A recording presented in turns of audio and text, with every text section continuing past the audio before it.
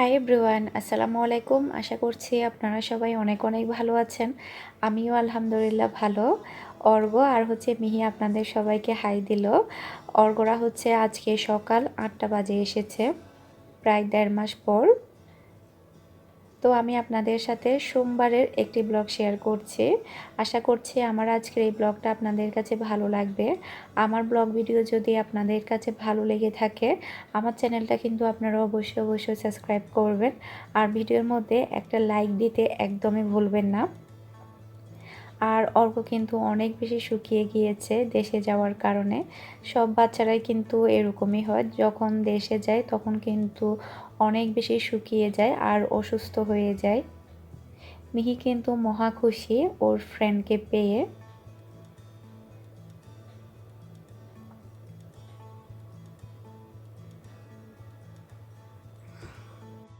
এখন বিকেলবেলা, কিছু কাপড় চোপড় আছে, আমি সেগুলো গুছিয়ে নিচ্ছি।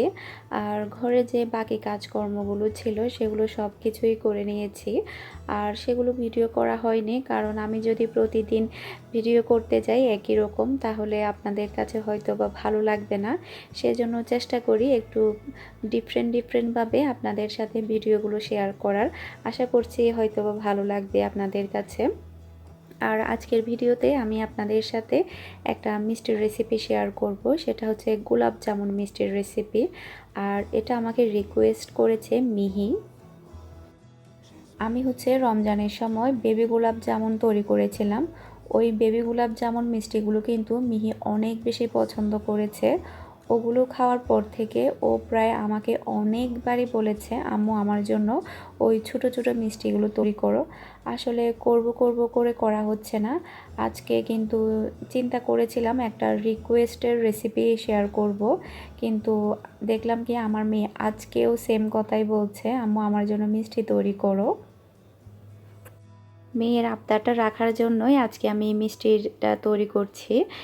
ভেবেছিলাম আপুদের একটা রিকোয়েস্টের রেসিপি তৈরি করব। অনেক অনেক রিকোয়েস্টের রেসিপি আছে হাতের মধ্যে, হয়তো বা পরবর্তীতে শেয়ার করব একে একে। তো যারা রিকোয়েস্ট করেছেন প্লিজ কেউ রাগ করবেন না, আমি সময় মতো সবগুলো রেসিপি শেয়ার করব আপনাদের সাথে। এখন আমি আপনাদের সাথে গোলাপ জামুন মিষ্টির রেসিপিটা শেয়ার করছি। এখন আমি নিয়ে নিব টোটাল 1 কাপ পরিমাণ গুঁড়া দুধ। আর চেষ্টা করবেন গুঁড়া দুধটা যাতে ভালো ব্র্যান্ডের হয়, তাহলে এই মিষ্টিগুলো কিন্তু খেতে অনেক বেশি টেস্টি হবে। সে সাথে এখন আমি দিয়ে দিব টোটাল 4 চা চামচ পরিমাণ ময়দা।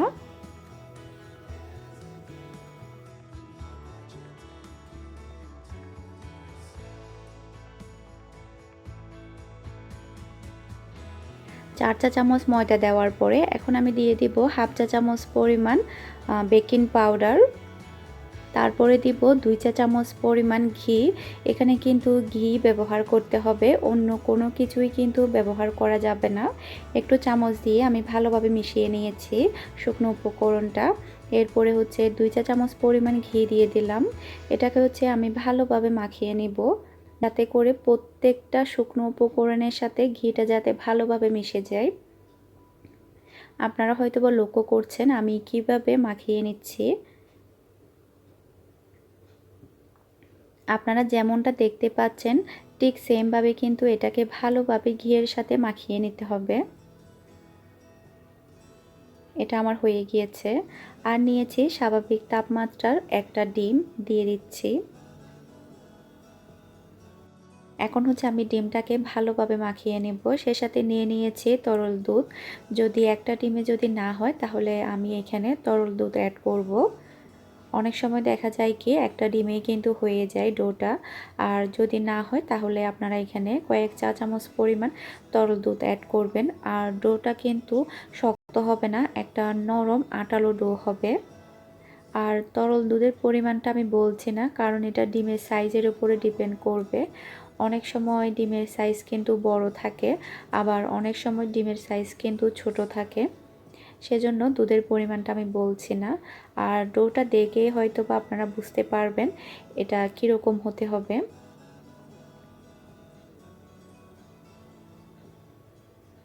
এটা আমার সম্পূর্ণভাবে হয়ে গিয়েছে। দেখুন ডোটা কতটা নরম তুলতুলে। এটা কিন্তু কখনো শক্ত হবে না, নরম আটালো ডো হবে। আপনারা হয়তোবা দেখেই বুঝতে পেরেছেন।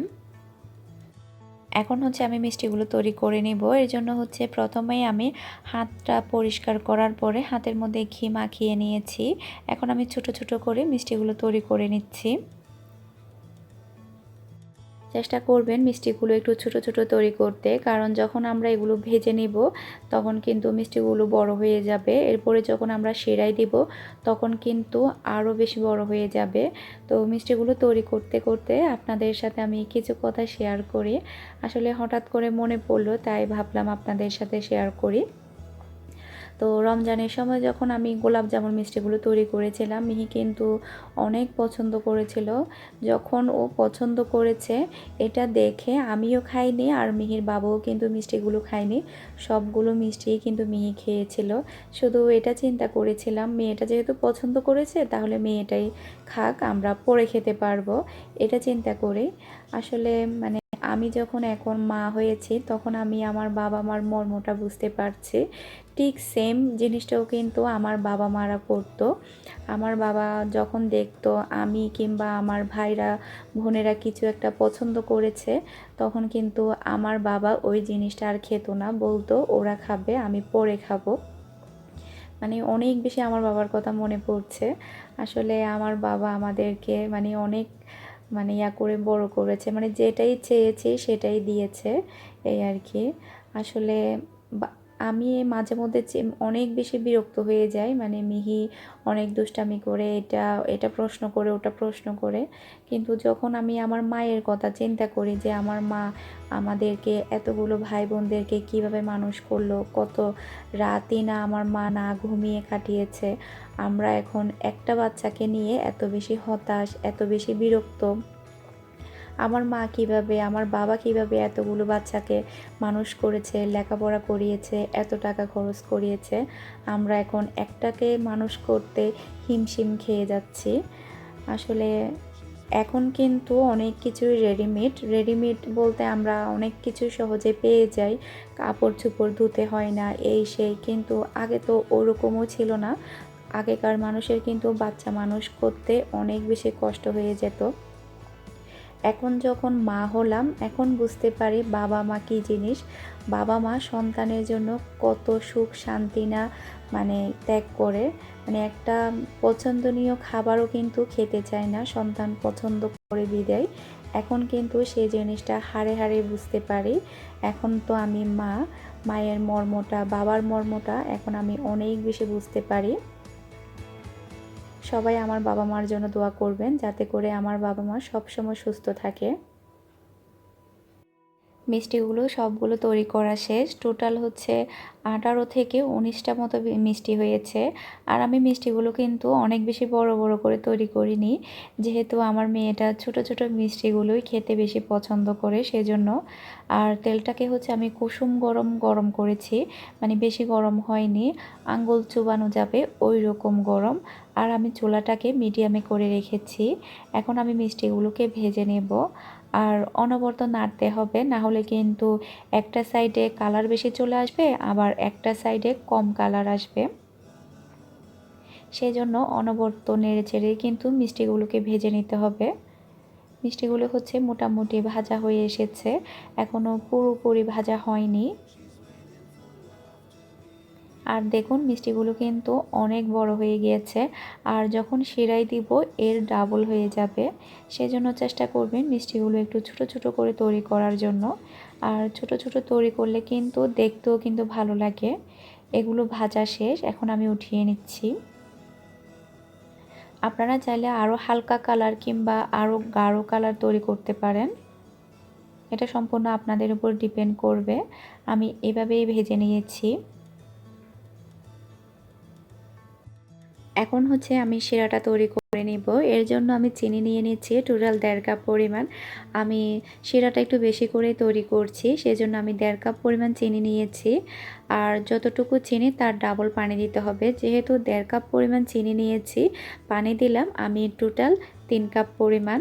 চিনিটা গলে গিয়ে পানির মধ্যে, চিনি শিরার মধ্যে একটা বলক আসা পর্যন্ত অপেক্ষা করছি। একটা বলক চলে এসেছে। এখন আমি সবগুলো মিষ্টি দিয়ে দিলাম। এখন আমি চুলাটাকে মিডিয়ামে রেখে ঢাকনা দিয়ে ঢেকে রাখবো টোটাল 10 মিনিটের মতো। আর চুলাটা কিন্তু মিডিয়ামেই থাকবে। ঢাকনা দিয়ে ঢেকে দিলাম।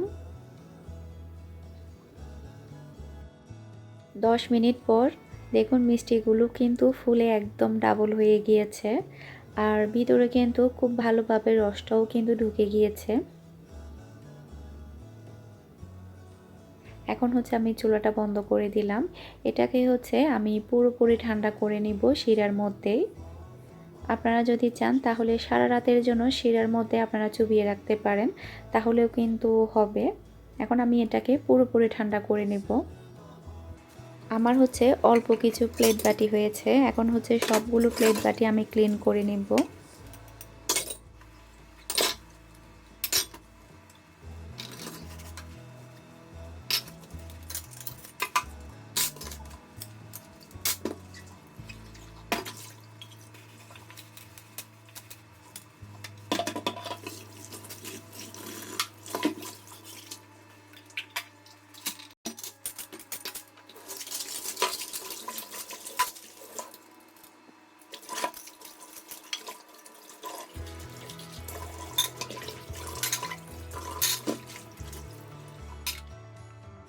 আমার হচ্ছে টুকিটাকি কিছু জিনিস শেষ হয়ে গিয়েছে।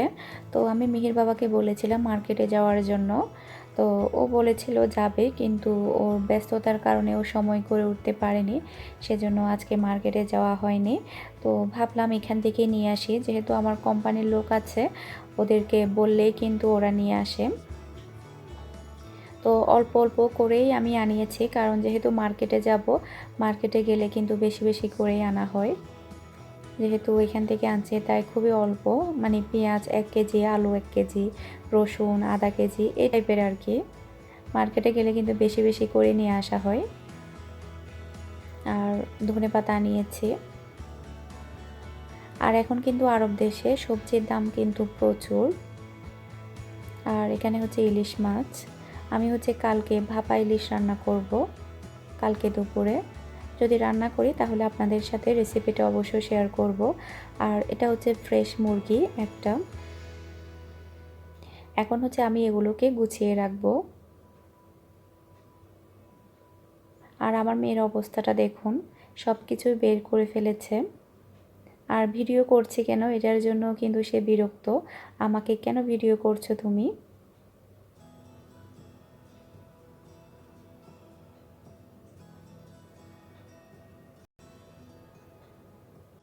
মিষ্টিগুলো হচ্ছে সম্পূর্ণভাবে ঠান্ডা হয়ে গিয়েছে।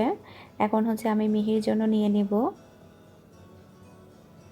আর দেখুন মিষ্টিগুলো কতটা সুন্দর হয়েছে।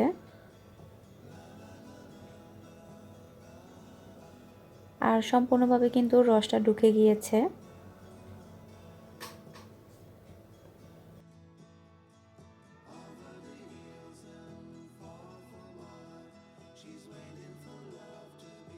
আমি যখন মিহিকে বলেছি আমি তোমার জন্য মিষ্টি তৈরি করেছি, ও কিন্তু মহা খুশি। ও আমাকে বেশ কয়েকদিন ধরে অনেক কিছুই তৈরি করতে বলছিল, ম্যাঙ্গো আইসক্রিম, তারপরে এটা সেটা অনেক কিছুই, আসলে ওর যেটা ভালো লাগে। আর আমার মেয়ের কাণ্ড দেখুন, বিস্কিট কতগুলো কোথায় ঢুকিয়ে রেখেছে। আসলে ওর কাণ্ড দেখলে মাঝে মধ্যে রাগও লাগে, আবার মাঝে মধ্যে হাসিও পায়। কি আর করার, একটা বাচ্চা থাকলে তো এরকম করবে। ও আছে বলেই কিন্তু আমার সময়টা কেটে যায়, না হলে কিন্তু অনেক বেশি খারাপ লাগে। বিদেশ বাড়ি, তেমন কেউ নেই, কারোর সাথে তেমন কথা বলা যায় না।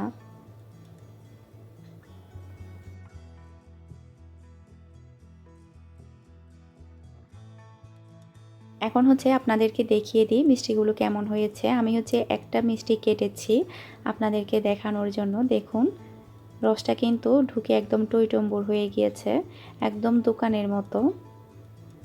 আপনারা কিন্তু বাসায় অবশ্যই ট্রাই করবেন। আর খেতেও কিন্তু অনেক টেস্টি, কোনো অংশে কিন্তু দোকানের মিষ্টির চেয়ে কম না। আর স্বাস্থ্যসম্মত। দোকানেরগুলো কিন্তু ভেজাল, ঘরে যেটা তৈরি করবেন সেটা কিন্তু ভেজাল মুক্ত। এখন হচ্ছে আমি সবগুলো মিষ্টি বক্সে ভরে ফ্রিজে রেখে দিব। আমার এই মিষ্টির রেসিপিটা আপনাদের কাছে কেমন লেগেছে সেটা কিন্তু আমাকে অবশ্যই কমেন্ট করে জানাবেন। আমি আপনাদেরকে আরও একটা কেটে দেখাচ্ছি, দেখুন। আর খেতেও কিন্তু মাশাআল্লাহ একদম দোকানের মতো হয়েছে। আশা করছি আজকের ভিডিওটা ভালো লেগেছে। ভিডিওটা ভালো লেগে থাকলে আমার চ্যানেলটা কিন্তু আপনারা অবশ্যই সাবস্ক্রাইব করবেন। ভিডিওর মধ্যে একটা লাইক দিতে একদমই ভুলবেন না। আজকের মতো বিদায় নিচ্ছি। আরও একটা ব্লগের ভিডিও নিয়ে হাজির হয়ে যাব। সে পর্যন্ত আপনারা সবাই ভালো থাকবেন, সুস্থ থাকবেন। আল্লাহ হাফেজ।